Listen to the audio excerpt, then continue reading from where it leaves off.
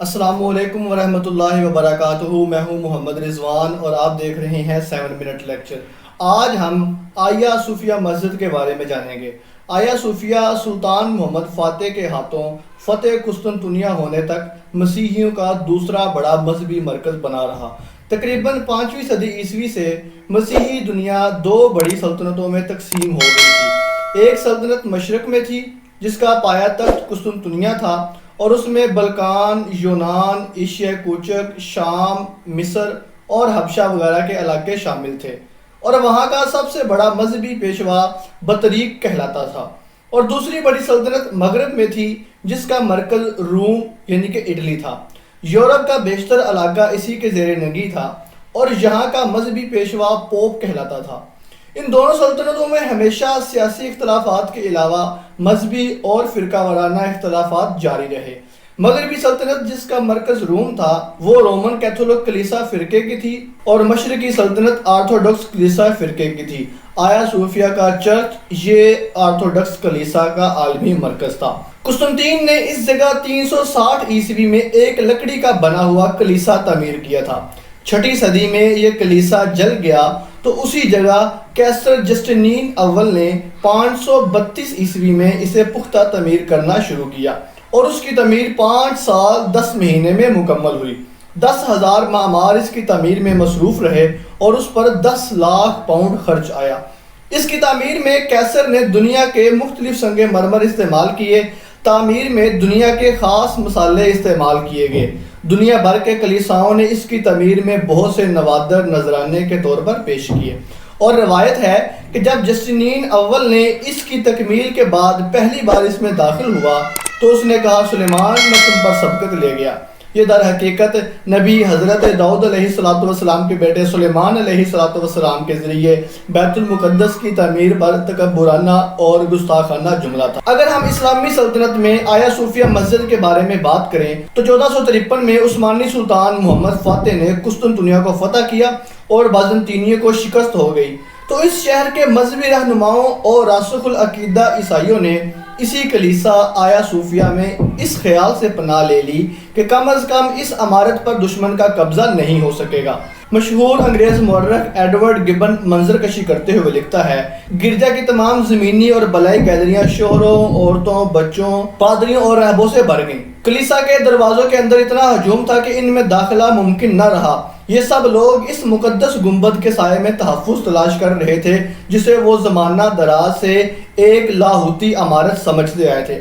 یہ سب ایک افتراء پرداز الہام کی وجہ سے تھا جس میں یہ جھوٹی بشارت تھی کہ جب ترک دشمن اس ستون کے قریب پہنچ جائیں گے تو آسمان سے ایک فرشتہ ہاتھ میں تلوار لیے نازل ہوگا اور اس آسمانی ہتھیار کے ذریعے سلطنت ایک ایسے غریب آدمی کے حوالے کر دے گا جو اس وقت اس ستون کے پاس بیٹھا ہوگا۔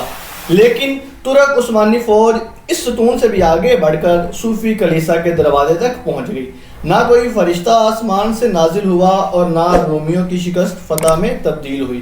کلیسا میں جمع عیسائیوں کا ہجوم آخر وقت تک کسی غیبی امداد کا منتظر رہا۔ بالآخر سلطان محمد فاتح اندر داخل ہو گئے اور سب کے جان و مال اور مذہبی آزادی کی ضمانت دی۔ قسطنطنیہ چونکہ سلطان کی طرف سے صلح کی پیشکش کے بعد بزور شمشیر فتح ہوا تھا، اس لیے مسلمان ان کلیساؤں کو باقی رکھنے کے پابند اور مشروط نہ تھے، اور اس بڑے چرچ کے ساتھ جو توہمات اور باطل عقیدے وابستہ تھے انہیں بھی ختم کرنا تھا۔ سب سے اہم وجہ یہ ہے کہ آیا صوفیہ چرچ صرف مذہبی رسومات کی عبادت گاہ نہیں بلکہ وہ ایک سیاسی اور عسکری مرکز بھی تھا۔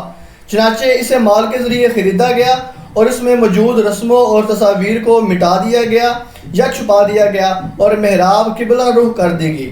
سلطان نے اس کی میناروں میں بھی اضافہ کر دیا۔ اس کے بعد یہ مسجد جامعہ آیا صوفیہ کے نام سے مشہور ہو گئی اور سلطنت عثمانیہ کے خاتمے تک تقریباً 500 سال تک 5 وقتہ نماز ہوتی رہی۔ آیا صوفیہ کی عمارت فتح قسطنطنیہ کے بعد سے 481 سال تک مسجد اور مسلمانوں کی عبادت گاہ رہی، لیکن سلطنت عثمانیہ کے خاتمے کے بعد اسلام دشمن کمیونسٹ مصطفیٰ کمال اتاتürk ترکی کا سربراہ بنا تو اس نے مسجد میں نماز بند کر کے اسے عجائب گھر بنا دیا۔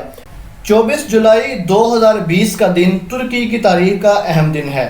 استنبول کی آیا صوفیہ مسجد کو 85 سال بعد نماز جمعہ کے لیے کھول دیا گیا ہے۔ واضح رہے کہ آیا صوفیہ 900 سال تک چرچ، 500 سال تک مسجد، 85 سال تک میوزیم رہا ہے۔ 24 فروری 2020 کو آیا صوفیہ مسجد میں ترکی کے وزیر مذہبی امور پروفیسر ڈاکٹر علی ارباش نے سلطان محمد فاتح کی تلوار تھام کر خطبہ جمعہ دیا۔ تلوار تھامے خطبہ دینا خلافت عثمانیہ کے دور کی ایک روایت ہے اور فتح کی علامت سمجھی جاتی ہے۔ انہوں نے الٹے ہاتھ میں تلوار پکڑی، جو ایک طرف تو دشمنوں کے دلوں پر ہیبت طاری کرنے اور دوسری طرف اتحادیوں کو تقویت اور اعتماد دینے کا پیغام دیتی ہے۔ ترک صدر رجب طیب اردوان کے علاوہ ترکی کی دیگر سیاسی شخصیات نے بھی آیا صوفیہ میں نماز جمعہ ادا کی، جن میں سب سے اہم آخری سلطان عبدالوحید کی پوتی ملہان عثمان بھی شامل ہیں۔ ترکی کے صدر رجب طیب اردوان کا کہنا ہے کہ آیا صوفیہ کے بعد ہماری اگلی منزل مسجد اقصیٰ ہے۔ 86 سال بعد آیا صوفیہ مسجد کا نماز کے لیے کھلنا در حقیقت مسلمانوں کی نشاط ثانیہ کی طرف ایک پہلا قدم ہے۔